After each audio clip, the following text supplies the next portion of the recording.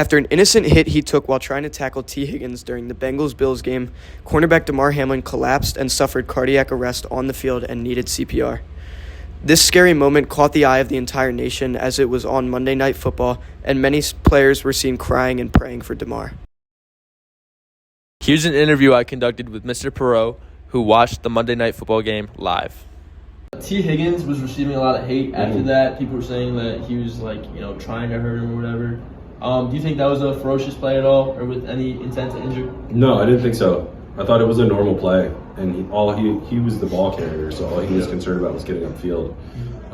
And the way, from what we know about the injury, it seems like any impact really could have caused it. So I didn't think that the way that the play happened was even out of the ordinary. I didn't think it was his fault at all. Sure. And the NFL has been receiving a lot of heat lately. In general, there's a lot of players that hit with intent to injure. Do you think the NFL can do anything about that, or do you think there's anything that should be done? It's hard to make the game totally safe. I know they've tried to, targeting and finding players for helmet-to-helmet hits, but there are certain things that are rare that could happen at any time, and really that could have happened in any sport, I think. So addressing concussions and people getting hit in the head is important, but I thought this was a separate thing. Okay, sweet. Yeah, thank you very much. Yeah, of course. In 2021, Loyola Blakefield's lacrosse player Peter Lake collapsed on the field after being hit in the chest and going into cardiac arrest. On the day Hamlin collapsed, he got calls saying that Hamlin's collapse reminded them of Lake's collapse. Lake remembers, after 2 seconds of getting really dizzy, it kind of got worse and worse, and through those 2 seconds, I kind of blacked out. I don't remember anything after that, he said. In 2022, field players were then required to wear chest pads, which was after the incident.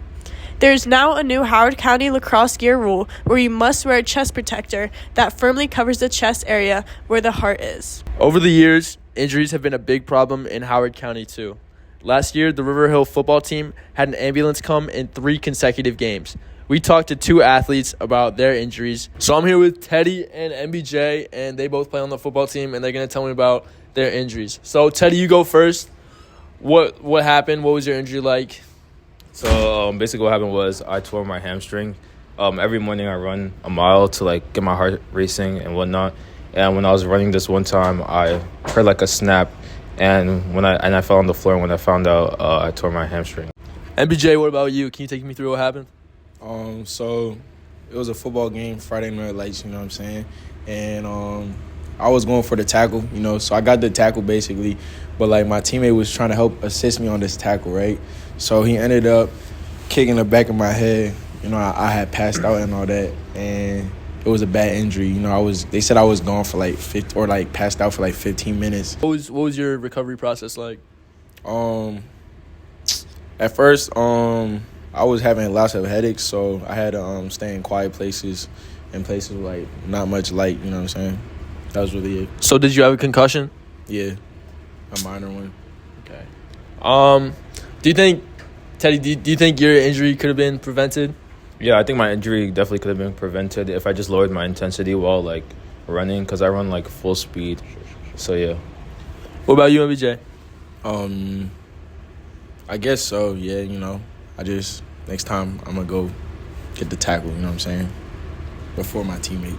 That would be smart. All right, I'm here with Matthew Bierman, captain of the football team. And Matt, I was just wondering if you could tell me about your injury this season. Yeah, so basically what happened was, I got a concussion in the Atherton game. And, I didn't know right away, but then, the next week at practice, I was, trying to practice regularly. And then I, started to feel, some side effects, sensitivity to sound and light. I'm here with OJ. And, OJ, can you talk a little bit about your injury, please? I tore a ligament in my knee from slipping on water in a basketball game. I had to get surgery, and now I'm out for 9 months, So what has your recovery process been like? I got to go to therapy twice a week. We've seen a big injury bug here in Howard County and even in the bigger stages like the NFL. So, Danny, what's your take on all this? I definitely think Howard County could do a better job of preventing these injuries and just making the games safer. With that being said, there's still a lot of work that needs to be done, and it is all in the works right now.